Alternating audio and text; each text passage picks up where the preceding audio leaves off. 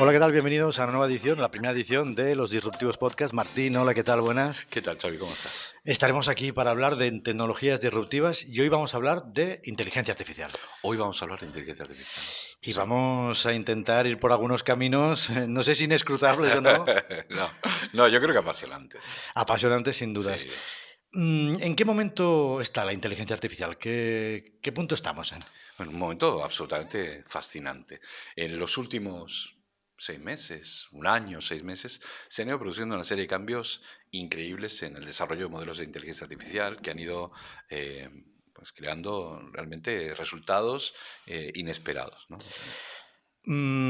Estamos, si en todo el camino que puede tener la inteligencia artificial, Mm. ¿en qué punto estamos? ¿Estamos en un punto muy, muy inicial todavía? ¿Hay mucho camino por recorrer?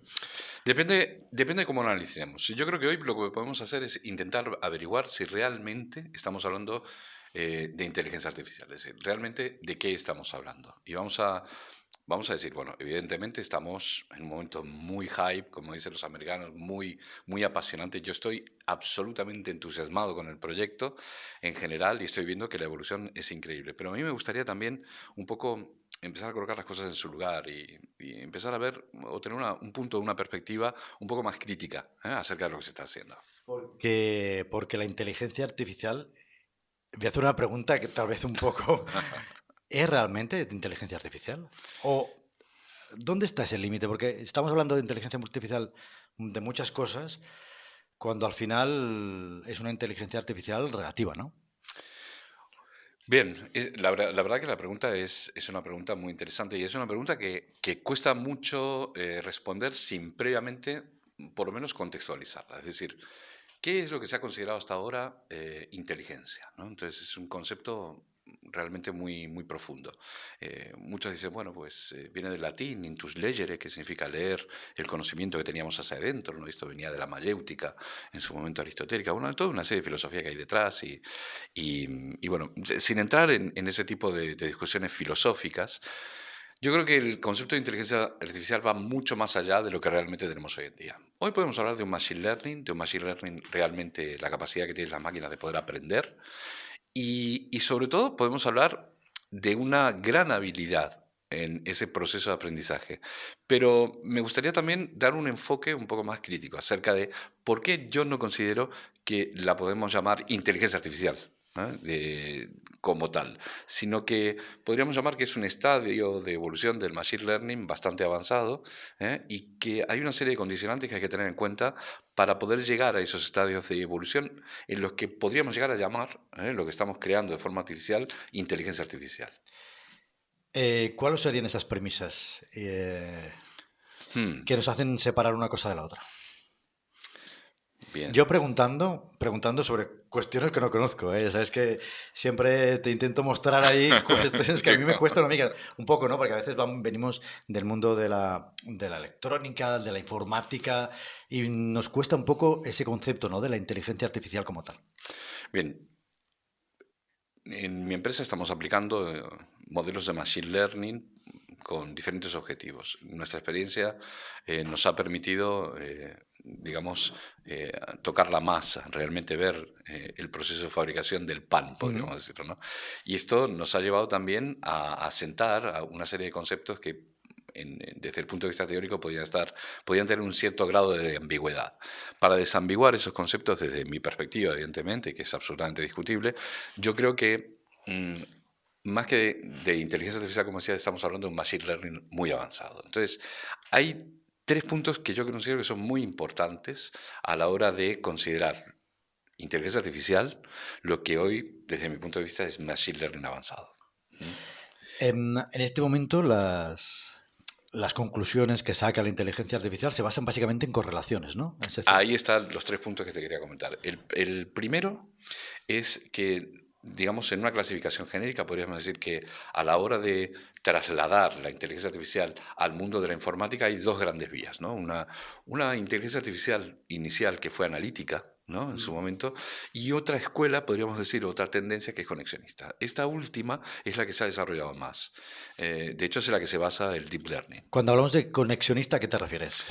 Evidentemente hay un proceso de machine learning digamos, también se divide en dos grandes familias, ¿no? El Mm. Machine Learning clásico, tal como lo entendemos ahora, que era el uso o la capacidad que tienen las máquinas para poder aprender con software estándar, y luego el Machine Learning que se desarrolla o que está basado o soportado en redes neuronales. Ese Machine Learning se lo van a llamar Deep Learning. Mm. Ambos son Machine Learning, pero la forma en la que tienen de aprender son distintas.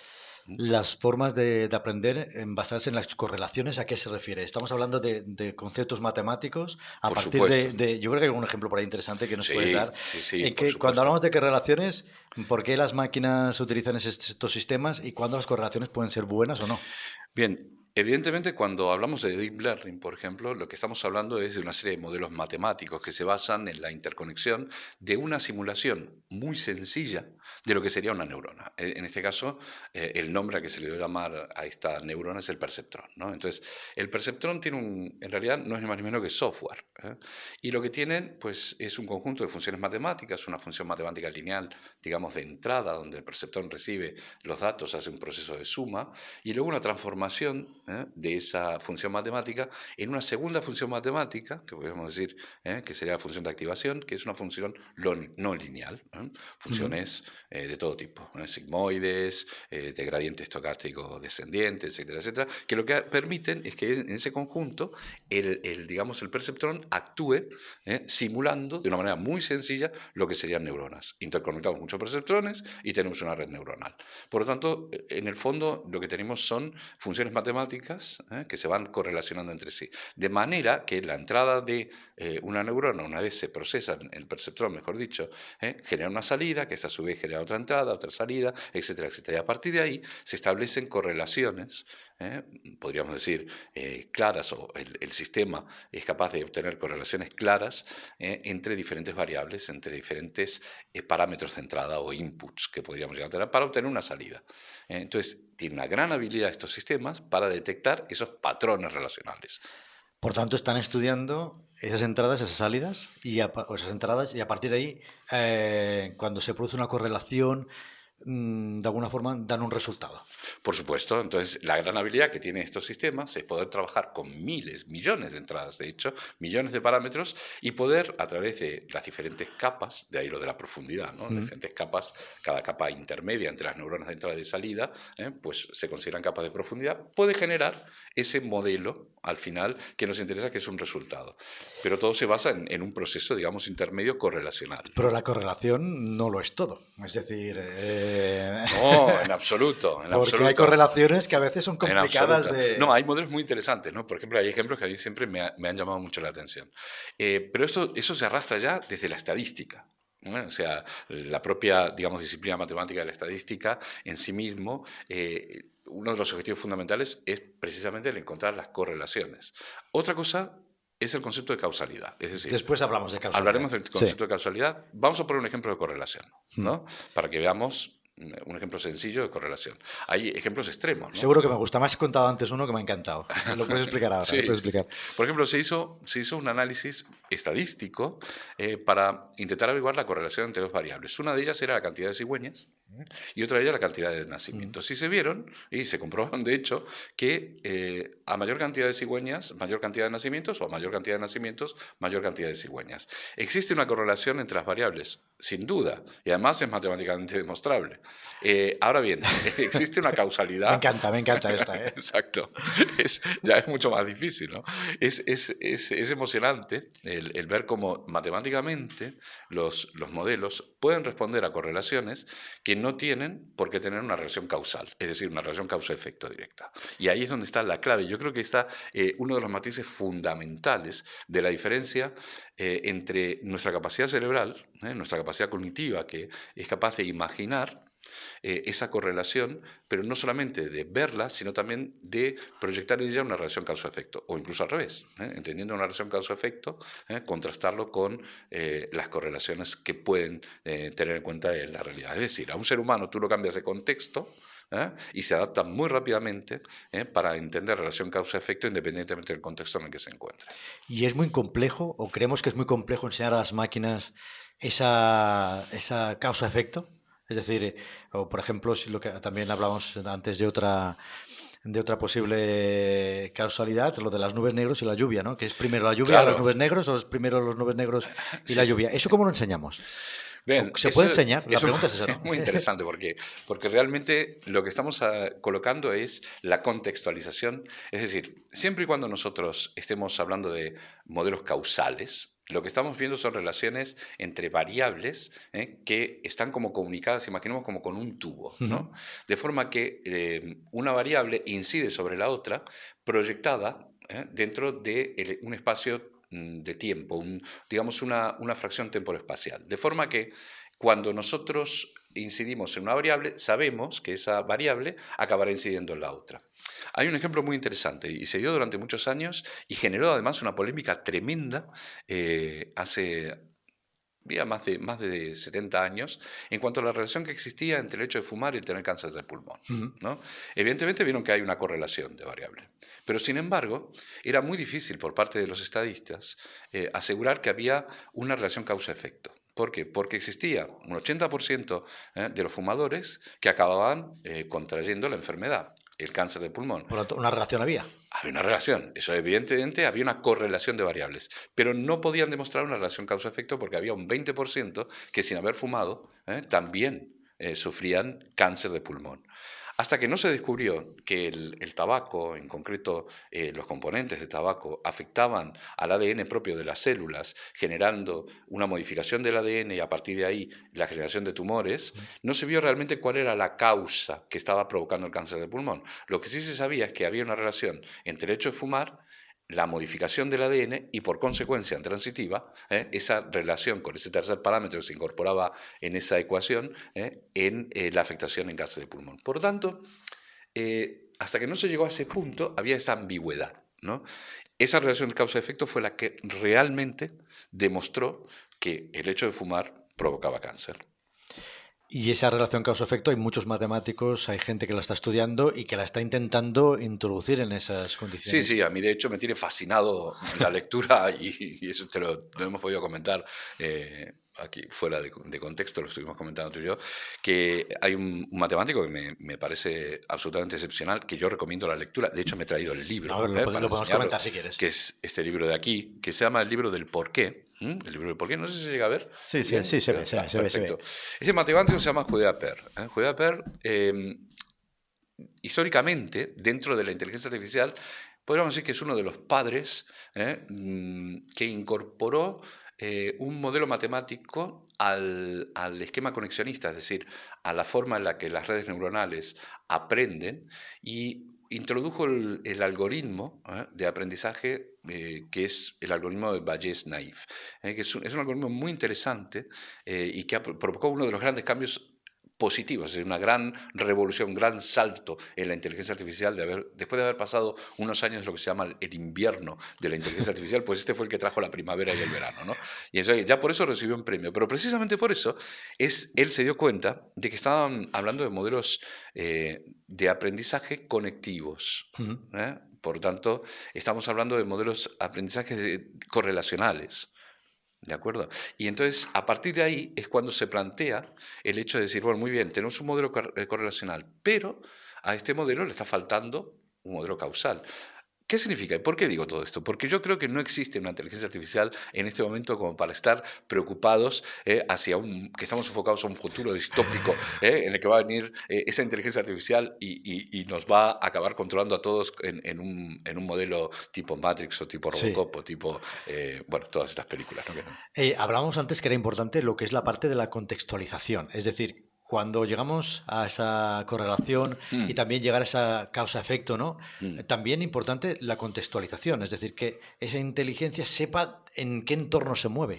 Sí, en la universidad como profesor de máster, muchas veces cuando voy enseñando a los alumnos el concepto de la transformación de la realidad a partir de un proceso de transformar las magnitudes, por Ujú. ejemplo, que en este momento tenemos en la realidad, presión, temperatura, imaginemos un modelo tan sencillo como ese, utilizamos sensores que lo que hacen es transformar esas magnitudes analógicas, las procesan digitalmente y transformamos eso en datos. El cúmulo de datos nos permite, a partir de su procesamiento, obtener información. Pero el hecho de tener información no significa que esa información sea suficiente para el proceso de toma de decisiones. ¿Qué estoy diciendo con eso? Que hasta que no contextualizamos esa información, hasta que no la colocamos en el momento en el que tenemos que tomar la decisión, es muy difícil que esa información sea útil.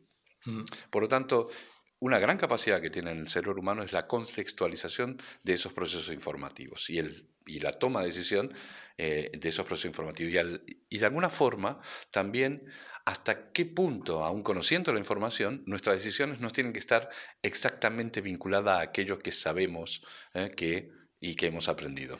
Ahí es que estamos entrando en varios temas filosóficos, temas Sí, matemáticos, porque sí, realmente hay un punto de vista de la inteligencia artificial que va a ser de aquí en adelante muy a tener en cuenta, es cómo la utilizamos. Es decir, claro, como todo, es decir, podemos claro. utilizar la inteligencia artificial para ayudar, para que nos facilite la vida en muchos casos, pero también hay ese otro punto de vista de que puede servir para controlar a las personas, para utilizarlas en contextos de guerra. Sí. Ahí va a ser complicado ese punto, ¿no? ¿Estamos en un cambio de época o una época de cambio? Sin duda estamos en una época de cambios. Ah, Es una época de cambios, perdón, una época de cambios que nos está llevando de manera irremediable a un cambio de época. ¿Mm? estamos inicialmente en ese punto, ¿no? Estamos en el cambio de época. O sea, digamos que todos los cambios que se están dando en conjunto tienen una afectación sistémica. No los podemos analizar de manera separada. Los procesos en investigación, en desarrollo, la inteligencia artificial, por ejemplo, está interactuando con la genética y a través de modelos como AlphaFold 2 de OpenAI, pues podemos generar predicciones de replegamiento de proteínas, con lo que transforma la biología de una ciencia, podríamos decir, básicamente no ingenieril, en una ciencia muy probablemente ingenieril digamos, en un presente, en un futuro muy próximo. Es decir, que la capacidad de poder diseñar cualquier tipo de proteína, pues que pueda solucionar o pueda incluso cambiar nuestra propia fisiología, es algo real, que tenemos en este momento, tenemos esa capacidad.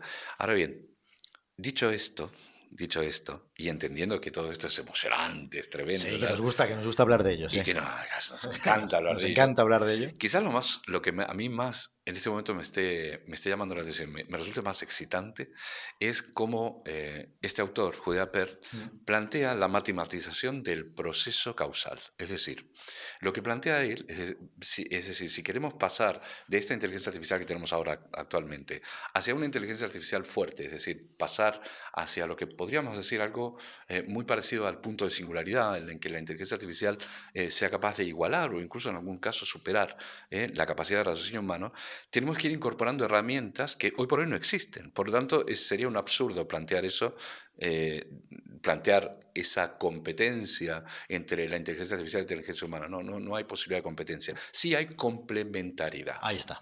Hay complementariedad. Y eso nos lleva a la teoría general de sistemas que en su momento apoyó y que me parece fascinante y que muy probablemente esté en el olvido. Y la teoría general de sistemas de Bertalan Anfli dice algo muy interesante. Si tenemos un sistema con una serie de características y un sistema B, si el sistema A con características y el B con otras características, en el momento en que actúan juntos, existen características emergentes que no existen en las partes. Y eso es lo que está ocurriendo con la inteligencia humana y la inteligencia artificial. La riqueza viene dada a partir de la interacción de ambas. Porque hay partes ante la máquina va a poder llegar, porque es mucho más rápida que nosotros a la hora de calcular, que no. Y partes ante nosotros tenemos muchas cosas a aportar. Es decir, Por supuesto, es el martillo que nos hacía falta para transformarnos en carpinteros. Es decir, hemos tenido hasta ahora que elaborar prácticamente todo sin herramientas eficaces. Ahora tenemos una herramienta eficaz, eficiente y además una herramienta que es evolutiva. Es decir, si tenemos en cuenta lo que plantea Judea Per, ujú. plantea algo que es apasionante. Es decir, este proceso causal puede ser matematizable. De hecho, las matemáticas utilizadas para poder plantear este proceso causal Eso es importante, es muy importante. muy importante. No Matematizar un son proceso causal, sí, sí. matematizar un proceso causal es tremendamente ambicioso y es en lo que se ha enfocado este científico y en lo que creo que se puede basar el siguiente paso evolutivo de la inteligencia artificial. Es decir, eso, un control mucho más efectivo y exhaustivo del sesgo que provoca el procesamiento del dato, es decir, cómo enseñamos a los modelos de inteligencia artificial, tenemos que valorar mucho la importancia que tiene la ética. Para eso recomiendo seguir a Ricardo Baeza Yates, que es un experto increíble en todo el tema de ética, y que además tiene un enfoque apasionante acerca de cómo se tienen que regular estos procesos de aprendizaje y hasta qué punto, por ejemplo, incorporar dentro del proceso de entrenamiento, dentro del equipo que entrenan a los modelos de inteligencia artificial, e incorporar filósofos puede ser algo realmente apasionante, ¿no? Expertos en ética. ¿Hemos pasado ya a ese punto de singularidad? O sea, ese no distinguir lo que es la máquina de lo que son las personas. Si nos basamos en la propuesta de Alan Turing, que en su momento hablaba sobre ese paso, ¿no?, entre la inteligencia artificial débil hacia una inteligencia artificial fuerte, eso lo pasamos, creo que desde el 2014 ya tenemos suficientes herramientas como para poder decir, bueno, sí, tenemos simuladores apasionantes, sí, ¿no? Bueno, ahí están, por Muchísimos. ejemplo, Y muchos en el móvil, y muchos en muchos. el móvil, ¿eh? Ahí está, por ejemplo, lo último de chatbots inteligentes basados en GPT-3, que son absolutamente increíbles. Pero si nos ceñimos a algo mucho más concreto, como lo que estamos hablando ahora, ¿no?, de esa capacidad, digamos, incluso contrafactual. ¿A qué me estoy refiriendo? Los seres humanos tenemos la posibilidad de analizar la relación causa-efecto, pero no solamente eso, sino que tenemos una capacidad contrafactual. Quiere decir, si sometemos todo a la escala temporoespacial y vemos que hay hechos que se provocan en el pasado y que se están provocando en el presente para poder prever lo que se puede, o puede ocurrir en un futuro, también podemos hacer un proceso de abstracción contrafactual. Es decir, si se dio esto, ¿qué hubiese pasado si se hubiese dado esto otro? Y nuestra imaginación nos permite comunicar o crear esos modelos, y no solamente eso, sino que somos capaces de comunicar y transmitir esas posibilidades a otros, los que generan vínculos de confianza. Pero Muy todavía interesante eso. estamos bastante lejos de que una inteligencia artificial pueda hacer esas proyecciones, imaginar cómo puede ser ese futuro.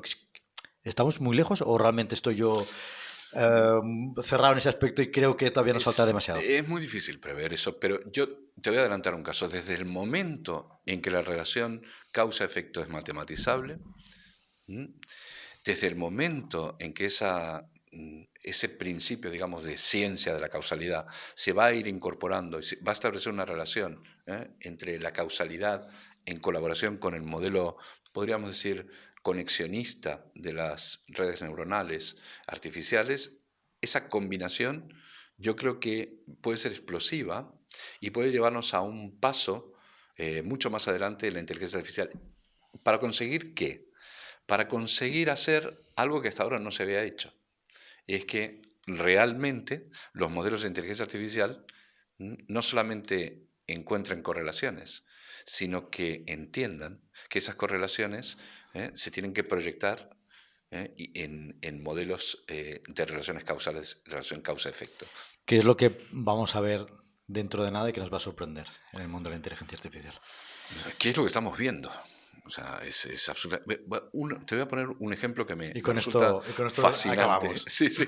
Un ejemplo fascinante lo vi hace poco, de hecho lo estuvimos comentando en alguna que otra conversación sobre este tema, y es un modelo de inteligencia artificial que es capaz de simular el sistema operativo, Sí, sí. en este caso, no recuerdo bien si Un era MS2, el ¿no? Me MS2, comentaste, tal, sí. sí, podías ir a un shell de MS2, bajar a nivel de comando. Entonces, ¿qué es lo que hacía? Simulaba precisamente el shell, o sea, te acababa esa C, entonces tú podías introducir comandos y él respondía a esos comandos porque había aprendido cuál era la causa, digamos, digamos, lo que debía hacer, más que la causa-efecto, lo que debía hacer en función del comando que le dábamos. Así que imagínate, se te abre una pantalla, esa pantalla no hay un ordenador detrás, no hay una instancia, no hay un ordenador detrás, sino es una simulación de un modelo de inteligencia artificial.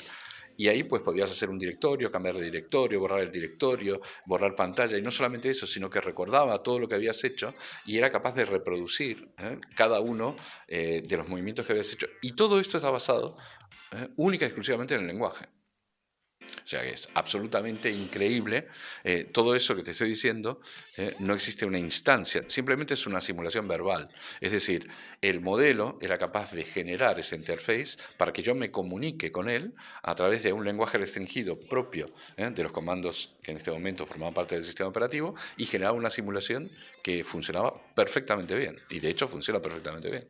Estamos llegando a ese momento de que nos va a ser difícil saber si estamos hablando con un ordenador, con una máquina, con una inteligencia artificial y los tenemos que acostumbrar a ellos. Bueno, sí, Y seguramente. yo creo que como sociedad lo que tenemos que intentar es que esos usos sean realmente unos usos adecuados y que no se privaticen de forma tan genérica y que de alguna forma sea la propia sociedad quien pueda controlar un poco todo eso, ¿no? Sí, incluso la propia comunidad educativa es sensible a esto.